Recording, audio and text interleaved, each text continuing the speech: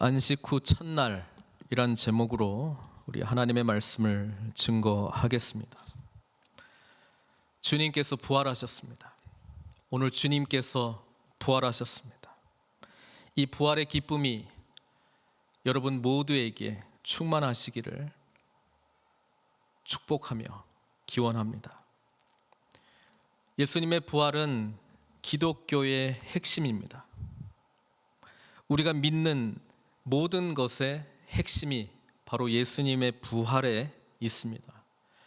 만약 우리 예수님의 부활이 없다면 우리가 예배드리는 것도, 우리가 신앙생활하는 것도 아무런 의미가 없습니다. 그래서 고린도전서 15장 16절에서 19절은 이렇게 기록하고 있습니다. 만일 죽은 자가 다시 살아나는 일이 없으면 그리스도도 다시 살아나신 일이 없을 터이요, 그리스도께서 다시 살아나신 일이 없으면 너희의 믿음도 헛되고 너희가 여전히 죄 가운데 있을 것이요, 또한 그리스도 안에서 잠자는 자도 망하였으리니 만일 그리스도 안에서 우리가 바라는 것이 다만 이 세상의 삶 뿐이면 모든 사람 가운데 우리가 더욱 불쌍한 자이리라. 그렇습니다. 우리에게 부활하신 주님이 계시지 않는다면 우리가 신앙하는 이 모든 우리의 신앙생활은 아무런 의미가 없습니다. 성도 여러분, 오늘 저와 함께 누가복음에 기록된 예수 그리스도의 첫 번째 부활 사건, 그것을 목격한 여인들, 또 그 소식을 전해 들은 사도들과 또 제자들의 이야기를 함께 보려고 합니다. 이것이 얼마나 엄청난 사건인지 처음에 이들은 순수하게 받아들이지 못합니다. 그만큼 죽은 자가 살아난다, 예수님께서 부활하셨다라고 하는 이 사건은 그냥 들어서 알 수 있는 내용이 아니고 하나님의 계시와 하나님의 말씀이 우리 가운데 샘솟을 때에만 받을 수 있는 놀라운 은총의 사건이라고 하는 것입니다. 그래서 오늘 누가복음 이 첫 번째 장면을 보면은 예수님은 확실하게 부활하신 것이 사실입니다. 근데 이 여인들의 모습을 통해서 부활하신 주님을 드러내기 위해서 먼저 확실하게 해야 될 것이 있습니다. 그게 다름 아닌 예수님께서 확실하게 죽었다라고 하는 것입니다. 여러분, 부활은 확실한 죽음을 전제로 하고 있습니다. 이것을 잘 기억하셔야 됩니다. 나중에 예수님의 부활과 우리 삶 속에서 이 부활의 은혜를 누리는 것을 말씀드리겠는데요. 먼저 부활하신 주님을 우리가 기쁨과 감격으로 맞이하기 위해서 예수님께서는 확실하게 죽었다라고 하는 사실을 우리가 기억할 필요가 있습니다. 그것을 확인하기 위해서 누가는 담담하게 이 여인들의 행동을 기록을 하고 있습니다. 이 여인들이 누구입니까? 감사하게도 10절에 이 여인들의 이름들이 잘 기록이 되어 있습니다. 이 여자들은 막달라 마리아와 요한나와 야고보의 모친 마리아라, 또 그들과 함께한 다른 여자들도 이것을 사도들에게 알리니라. 참, 누가복음의 본문의 말씀을 자세히 읽어보면은요, 이 여인들이 예수님께서 십자가에 못 박히시는 장면을 다 봤고요, 예수님께서 십자가에서 죽으신 것도 봤고요, 그 다음에 아리마대 요셉이 이 예수 그리스도의 시신을 자기의 무덤에 안치하는 것도 봤습니다. 그리고 예수님의 부활도 목격한 사람들이라고 하는 것이죠. 그렇습니다. 우리는 예수님께서 누구이신가를 알기 위해서 예수 그리스도의 확실한 죽으심, 장사되심, 부활하심, 승천하심, 그리고 오늘 저와 여러분들에게 주시는 성령님의 임재까지 우리는 경험해야 우리는 이 부활의 감격 속에서 살아갈 수 있는 자들입니다. 제자들은 어디 있었습니까? 그토록 예수님을 우리의 왕이라고, 우리의 필요를 채워주시는 분이라고 수많은 이적과 기적을 베풀었을 때에 혜택받았던 그 사람들은 한 명도 없습니다. 기독교는 예수 그리스도의 부활을 믿는 종교이지만 예수 그리스도의 죽으심을 확실하게 목격하고 그 죽으심이 어떠한 의미인지를 깨달은 자에게 진정으로 예수 그리스도의 부활의 은혜와 감격이 넘쳐나게 될 줄 믿습니다. 이 여인들은 예수님의 죽으심과 예수님께서 아리마대 요셉의 그 시체가 어디에 갔는지, 예수님의 시체가 어디로 갔는지 그 무덤까지 확인하고, 그 다음에 시간이 없었기 때문에 원래 시신을 안치할 때 이렇게 향품을 준비를 해야 됩니다.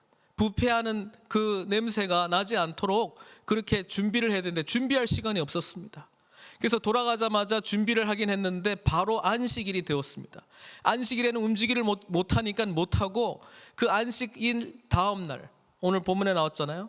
안식 후 첫날에 예수님의 이 무덤을 기억했던 그 자리를 찾아가는 이 여인들의 모습을 통해서 이 여인들이 가지고 있었던 생각이 뭡니까? 예수님은 확실하게 죽었다는 것입니다. 그들은 안식일 전에도 이 시신의 발을 향료를 준비하기 위해서 골똘하고 있었고요. 그다음에 안식일 동안 예수님이 죽으셨다. 어떻게 우리는 그 시신에 이 향품을 바를 수 있을까?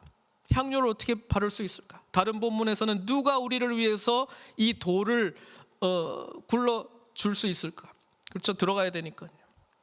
그리고 안식일이 끝나고 이 해가 나오는 그 시점에 그들은 일찍이 예수 그리스도께서 죽으신, 또 시신이 안치되어 있는 아리마대 요셉의 무덤을 향해서 갔다라고 하는 것입니다. 바로 이들에게 우리는 예수님은 확실하게 죽었구나.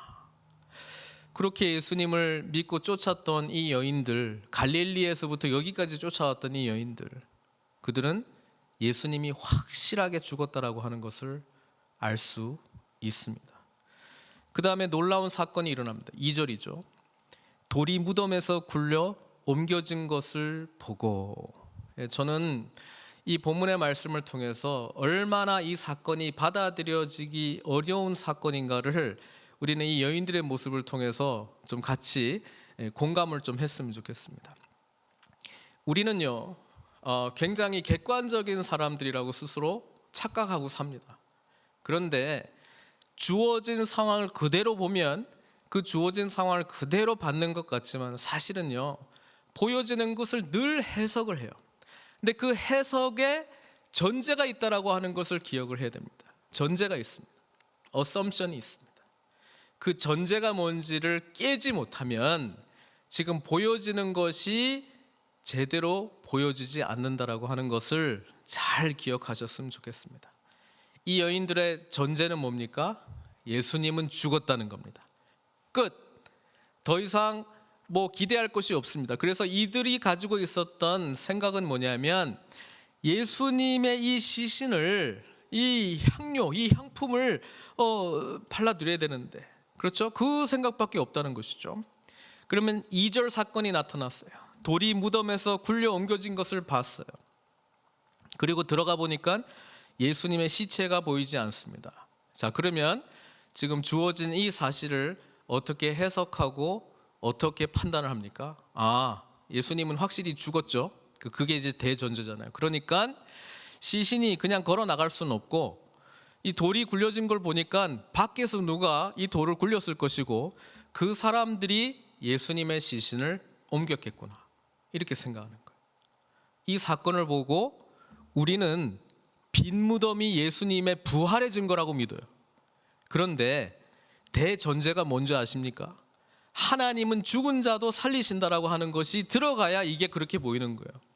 하나님께서 이미 그렇게 하시겠다고 약속해 주셨다, 그게 믿어져야 이게 보이는 거예요. 그런데 하나님의 말씀도 모르고 하나님이 그렇게 하실 수 있는 분으로 안 믿어지면 어떻게 보입니까? 이 사건이 그냥 누군가 예수의 시신을 옮긴 걸로밖에 보이지 않습니다.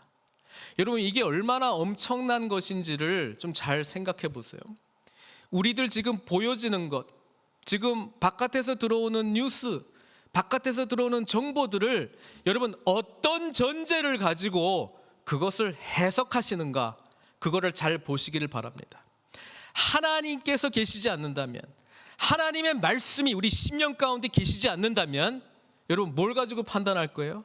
내가 가지고 있는 전제들로 그 상황들을 판단할 수밖에 없습니다. 그런데 그 상황의 전제들을 가지고 있는 나는 누굽니까? 연약한 자죠. 세상의 모든 지혜를 가지고 있는 자가 아니죠.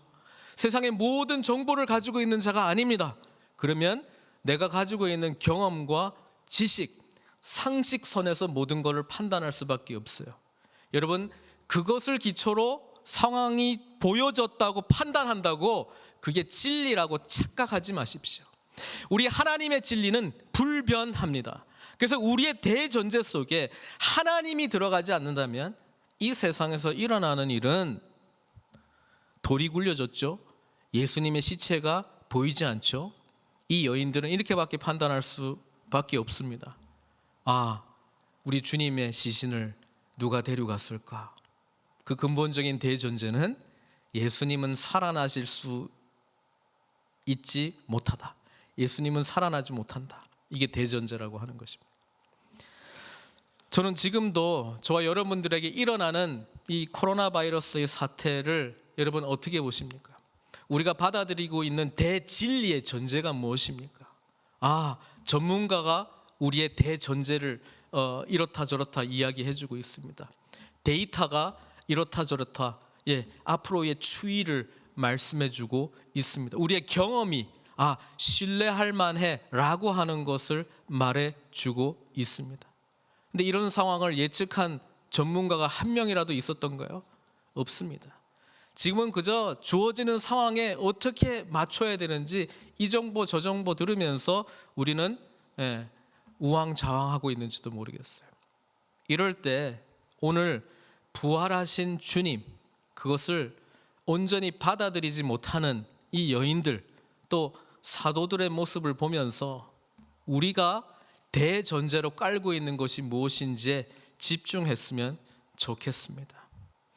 하나님께서 우리와 함께 하시는 전능하신 분이시라면 여러분, 우리는 가능할 것 같지 않다라고 하는 것을 내려놓아야 되지 않겠습니까? 오히려 전능하신 하나님이 우리의 하나님이시라는 것이 믿어진다면, 예수님께서 죽으셨는데 완전하게 죽으셨는데 완전하게 살리신 분이 우리 하나님이시라는 것이 정말 믿어진다면 우리는 오늘 보여지는 사건 속에서 하나님의 뜻을 보아야 되지 않겠습니까? 아니면 우리의 경험과 지식, 세상의 전문가들이 말해주고 있는 그것에 기초해서 보여주고 있는 이 현상이 객관적 사실이라고 진리라고 단정하면서 그것을 믿으시겠습니까? 오늘 저와 여러분들은 이때까지 없었던 상황들을 지금 경험하고 있습니다. 하나님은 우리의 대전제, 우리의 모든 현실을 파악하는 대전제, 그 어썸션 가운데 하나님은 살아계시고 죽은 자를 살리시는 분이시고, 그리고 예수 그리스도의 완전한 죽으심 가운데 완전한 부활을 주심으로 새로운 하나님의 뜻을 여전히 펼쳐가고 계시다라고 하는 그 분으로 믿으시기를 바랍니다. 그 눈이 보일 때에 이 세상을 제대로 볼 수 있다는 것이죠. 4절 보십시오. 대전제가 없잖아요. 하나님께서 죽은 자를 살리신다. 나중에 천사들이 깨닫게 해주기는 해요. 예수님이 이거를 몇 번이나 이야기하지 않았냐? 천사들이 무슨 말 합니까? 이르시기를, 주님께서 이런 말 하시지 않았냐? 니네들하고 같이 갈릴리에 계실 때에 7절이죠. 인자가 죄인의 손에 넘겨져 십자가에 못 박히고 제3일에 다시 살아나야 하리라. 그거 말해주지 않았냐? 왜 대전제를, 너희들이 지금 보여주는 거를 하나님의 말씀에 기초 없이, 주님께서 말씀하신 그 말씀에 대한 믿음 없이 예수님은 죽었어, 끝이야, 그걸 가지고 오늘 주어져 있는 상황들을 진단하냐 이 말입니다. 그렇게 되면 어떻게 된다고요? 4절이죠. 이로 인하여 근심할 때에, 이렇게 되겠습니다. 하나님은 지금 이 안식 후 첫날을 새로운 창조의 첫날로 지금 만드신 거거든요. 안식하시고 이제 새로운 날이 도래한 거예요. 예수님께서 부활의 첫 열매가 되신 거예요. 이제는 사망 권세는 저리 가고 하나님의 나라가 이 땅 가운데 임한 거예요. 그러니까 온 세상은 기뻐해야 되는 거예요. 그런데 근심할 때 하나님 보시기 얼마나 답답했겠어요. 근데 이게 연약한 우리의 모습이라고 하는 것이죠. 여러분, 혹시 지금 두려워하고 계십니까? 불안해하고 계십니까? 그 불안과 두려움에 합당한 합리적인 근심을 할 수 있는, 불안을 가질 수 있는 데이터가 있습니까? 전문가들이 그렇게 나의 두려움을 부추기고 있습니까? 그 대전제를 믿지 마시고 우리 신앙의 대전제이신 죽은 자를 살리시는 그 하나님이 저와 여러분들의 대전제가 되기를 바랍니다. 그것이 확실한 대전제가 되기를 바랍니다. 그러면 이 근심은 기쁨으로 바뀝니다. 절망 가운데 있는 자들이 소망을 갖게 됩니다. 두려움 가운데 있던 자들이 담대해집니다. 이제는 어떻게 하지, 뭐 하지 갈팡질팡했던 자들이 이제는 뚜렷한, 오늘 본문에서는 복음의 부활의 증인으로 살아가게 되지 않습니까? 하나님의 나라의 뜻을 전하는 자로 쓰임받지 않습니까? 그게 대전제가 바뀌어야지만 가능한 사건이라고 하는 것이죠. 이 여인들을 계속 볼게요. 근심할 때 이들의 대전제를 흔드는 사건이 나타나는데 그게 다름 아니라 찬란한 옷 입은 두 사람, 다른 본문에서는 한 청년, 또 다른 본문에서는 천사. 우리는 하나님의 사자들, 천사들로 보고 있습니다. 이 하나님께서 천사 둘을 보내서요, 안 믿을까 봐 2명, 증인 2명 해가지고 확실하게 말해주죠. 이 여인들이 얼굴을 땅에 대고 두려워했다고 성경은 기록했습니다. 그만큼 신적 어떤 뭔가, 이 세상에서는 볼 수 없었던 뭔가를 지금 경험을 하고 있습니다. 두려움으로 얼굴을 땅에 댑니다. 그 사람들이, 천사들이 이렇게 말하죠. 어찌하여 살아있는 자를 죽은 자 가운데서 찾느냐. 여기 계시지 않고 살아나셨느니라. 갈릴리에 계실 때에 너에게 어떻게 말씀하셨는지를 기억하라. 이르시기를 인자가 죄인의 손에 넘겨져 십자가에 못 박히고 제3일에 다시 살아나야 하리라 하셨느니라. 우리 인간은 참 재미있습니다. 우리는 우리가 듣고 싶은 것만 듣고 보고 싶은 것만 보는 경향성이 있습니다. 굉장히 객관적이라고 스스로는 이야기하지만 보고 싶은 것만 보고 듣고 싶은 것만 듣는 경향이 있습니다. 자, 이들 대전제, 예수님은 죽었어, 끝, 이런 생각 속에 이 틀을 깨는 작업이 일어나죠. 초월적인 존재들이 나타났습니다. 그리고 그들의 음성을 통해서 예수님께서 이미 말씀하신 것을 붙들고 기억하라고 이야기해주고 있습니다. 여러분, 그럴 때에 나의 생각의 대기저에 있는 대전제들이 깨어지기 시작합니다. 이 신적 존재들이 예수님은 죽은 것이 아니라 살아났다 이야기를 하고 있습니다. 그리고 주님의 말씀을 더듬어서 잘 기억해보라, 그렇게 이야기했습니다. 그들의 마음 속에 어둠 가운데, 절망 가운데 있는 그 심령 가운데, 이 여인들의 마음 가운데 예수님의 말씀이 들어가기 시작합니다. 예수님의 말씀이 그들의 대전제를 흔들기 시작합니다. 그리고 주님께서 확실하게 말씀하셨던 것이 그들의 대전제를 대신하기 시작합니다. 그렇지, 주님께서 말씀하셨지. 주님께서 말씀하신 대로 죽은 자가 살아나는 장면들도 우리가 목격했지. 주님께서 말씀하신 대로 안진뱅이가 일어나는 것을 우리가 목격했지. 그렇지, 주님께서 말씀하신 대로 반드시 이루시는 분이 우리 예수 그리스도신데, 주님께서 이런 일이 일어나겠다라고 우리들에게 분명히 말씀하셨지. 기억의 저편에서 밝은 빛이 들어오기 시작합니다. 그리고 예수님께서 말씀하신 그 음성이 불이 붙기 시작합니다. 그리고 그들이 가졌던 대전제들을 다 태워버립니다. 그리고 예수님께서 살아나셨다, 살아나셨다, 살아나셨다 라고 하는 것이 믿어지기 시작합니다. 이들이 어떻게 바뀝니까? 무덤에서 돌아가 이 모든 것을 11사도와 다른 모든 이에게 알리니.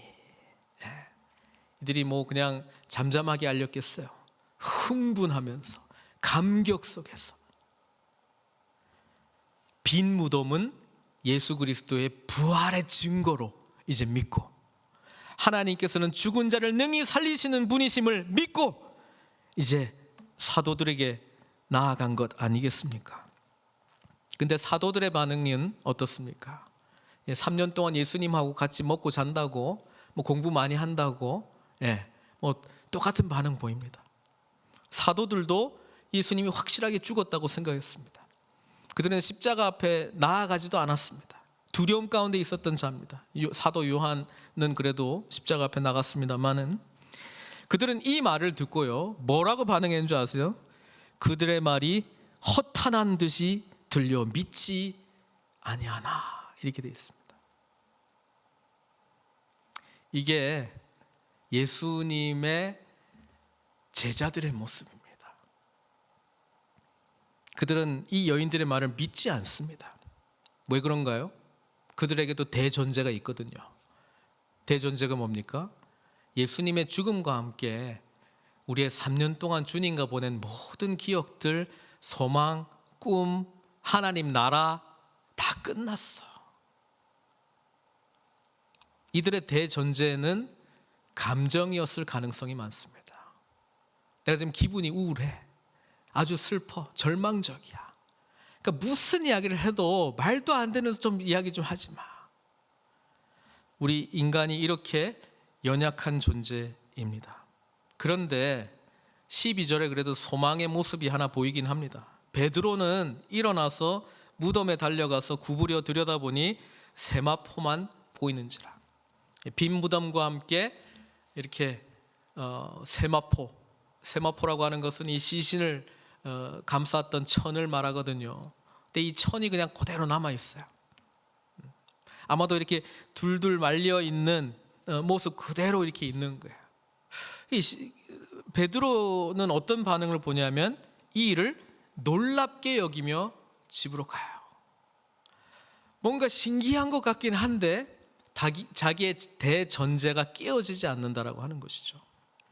예수님은 이 대전제를 깨기 위해서요, 엠마오로 가는 두 제자들이 또 제자들한테 찾아와서 부활하신 주님 만났다, 그 이야기하죠.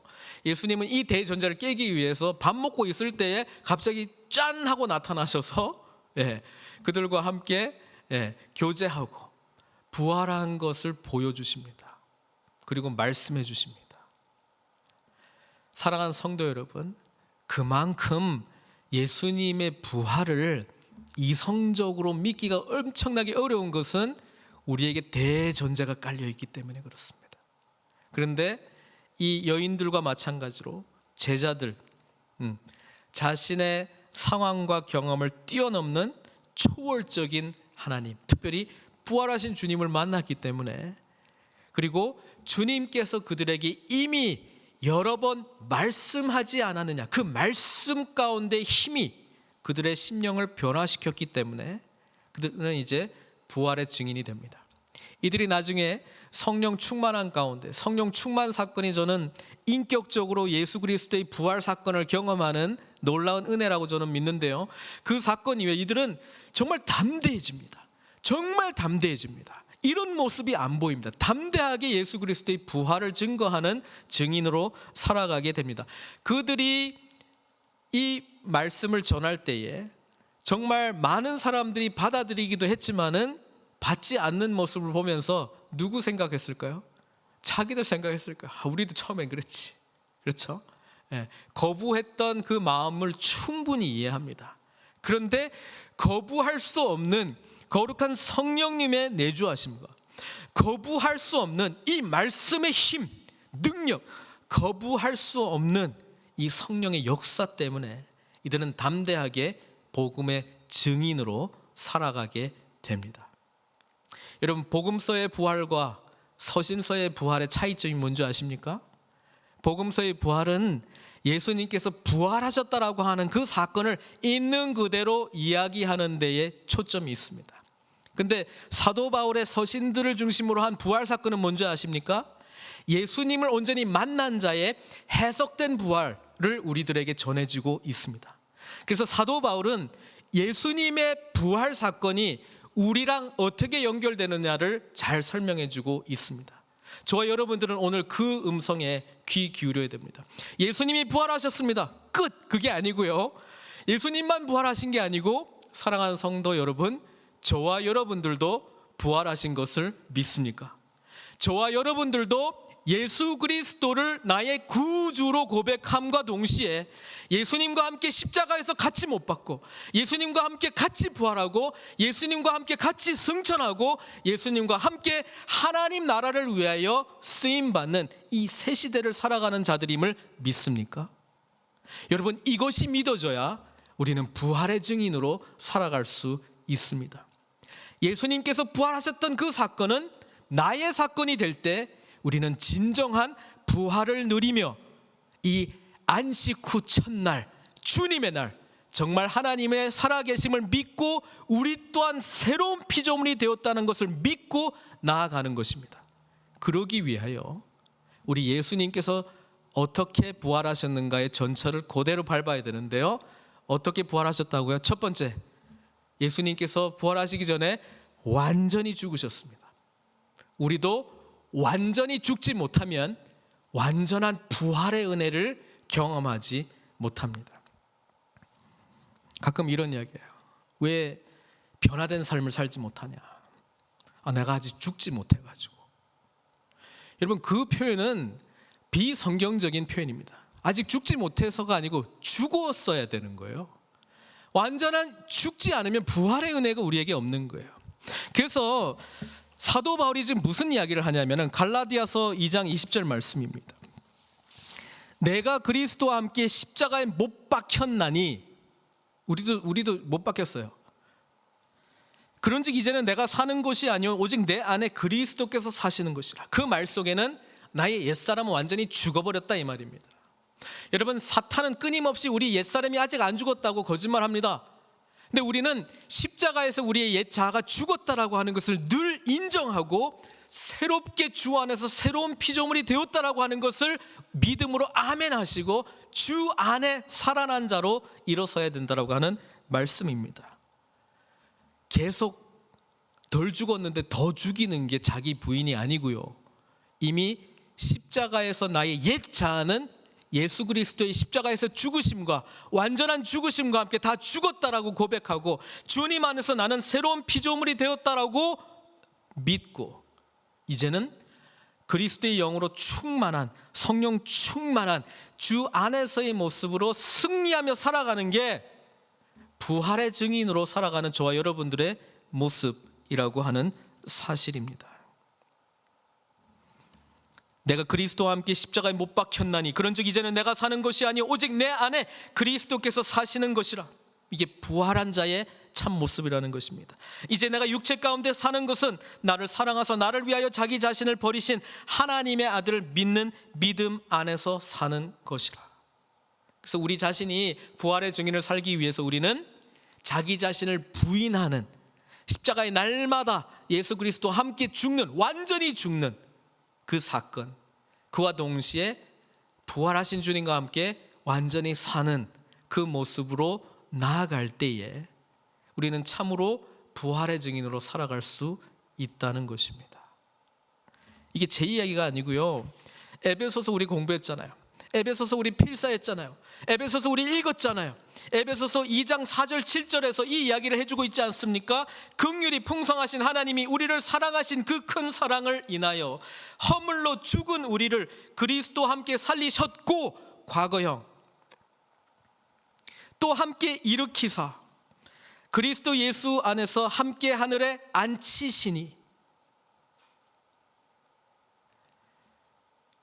과거형입니다. 다 과거형.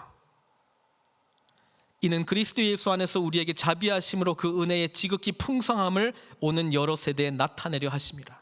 이 표현이 지금 이 여인들이 부활 사건을 경험하면서 사도들에게 전한 거고, 또 이 사도들이 예수님의 완전하신 부활을 경험하고 성령의 충만할 때에 그들이 부활의 증인으로 예루살렘과 유대와 사마리아 땅끝까지 이르러 증인의 삶을 사는 것이고요. 오늘 이 부활을 경험한 저와 여러분들은 뭐예요? 부활의 증인으로 살아갈 책임과 의무가 있다는 것입니다. 근데 이게 하기 싫은 일을 억지로 하는 것이 아니고요, 안식구 첫날의 새로운 피조물로 이제 주님의 부활하심과 함께, 주님의 승천하심과 함께 하늘 보좌에 함께 앉으면서 예수 안에서 주님의 나라를 세우는 자로 살아가도록 주님께서 우리를 불러주셨다라고 하는 사실입니다. 그러니 우리의 대전제가 하나님의 말씀이 되기를 축원드립니다. 우리의 대전제가 항상 예수 그리스도께서 우리를 위해서 완전히 죽으시고 완전히 부활하셨고 완전히 승천하셨고 완전히 그리스도의 영이신 성령께서 우리와 함께 하셨고, 그렇죠? 우리는 예수 그리스도의 재림의 그날까지 하나님의 나라를 위하여 부름받은 존재라고 하는 것을 잊지 마시고, 예수님 부활하셨다고 와 끝, 나는 아직 죽지 않았는데, 나는 아직 부활의 은혜를 누리지 못하는데, 그런 모습 말고 주님과 함께 부활한 자로 하나님 나라의 꿈을 꾸고 살아가시는 저 여러분들 되시길 주님의 이름으로 축원드립니다. 우리에게, 여인들에게 나타났던 이 천사들의 모습, 제자들에게 나타났던 예수님의 실제의 부활 사건은 오늘 우리 안에 내주하신 성령님과 함께 동행하면서 우리는 날마다 순간마다 누릴 수 있고요, 그 다음에 하나님의 말씀이 늘 우리 안에 가까이 있지 않습니까? 그 말씀을 묵상하시고 기억하시고 선포하시고 말씀이 살아 역사하는 부활의 증인으로 사시는 저와 여러분들 되시길 주님의 이름으로 축원드립니다. 함께 기도하겠습니다. 우리 속에 있는 대전제는 무엇입니까? 불안하십니까? 두려워하십니까? 염려가 되십니까? 그 두려움과 근심과 염려의 대전제가 무엇입니까? 세상이 주는 정보입니까? 전문가들이 말하는 사건입니까? 우리 통장에 나오는 수치입니까? 뭡니까? 무엇이 우리를 그렇게 느끼도록 합니까? 사랑하는 성도 여러분, 저와 여러분들은 하나님의 놀라운 은혜를 받은 사람들입니다. 부활의 은혜를 경험한 사람들입니다. 그러니 대전제를 하나님으로 삼으십시오. 하나님의 말씀으로 삼으십시오. 예수님의 부활하신 것은 저와 여러분들을 위한 부활입니다.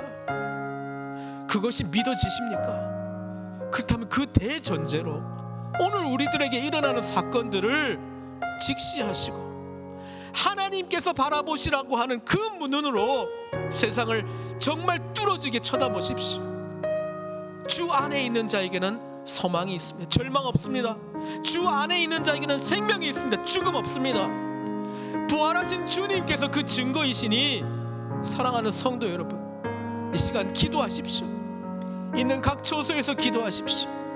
부활의 은혜를 누리게 해달라고, 부활하신 주님과 연합하는 그 놀라운 은혜의 삶을 살게 해달라고, 주님께서 이 상황 가운데서 부활의 생명을 누리면서 살아가라고 말씀하시는데 그렇게 살겠노라고 함께 기도하시는 이 시간을 가졌으면 좋겠습니다. 함께 기도하겠습니다. 주님께서 부활하셨습니다. 이것은 저와 여러분들의 부활입니다. 아버지 하나님, 이 부활의 은혜 속에 저희들이 소망을 갖게 하여 주시옵소서. 우리를 근심하게 하고 두렵게 하고 당황하게 하고 놀랍게 하는 것들, 아버지 하나님, 우리가 가지고 있는 이 세상적인 우리 인간적인 대전제가 아니라 하나님을 대전제로 하고 하나님의 말씀을 대전제로 하고 소망을 꾸고 소망을 품고 절망이 아니라 소망을 품고 주님께 나아가는 저희들 될 수 있도록 은혜 베풀어 주시옵소서. 부활하신 주님께서 우리를 위하여 새 생명을 주셨사오니 하나님의 말씀 붙들고 어떠한 상황 가운데서 좌절하지 아니하고 담대함으로 주님 바라보며 일어설 수 있도록 주님 도와주시옵소서. 부활의 능력이 모든 성도들 마음 가운데 가득가득 채워지기를 간절히 소망합니다. 부활의 주님과 함께 아버지 하나님, 이 세상을 담대하게 살아갈 수 있도록 날마다 하늘의 은혜를 베풀어 주시옵소서. 모든 것 주님께 의탁드리옵고 예수님의 귀하신 이름으로 기도드리옵나이다.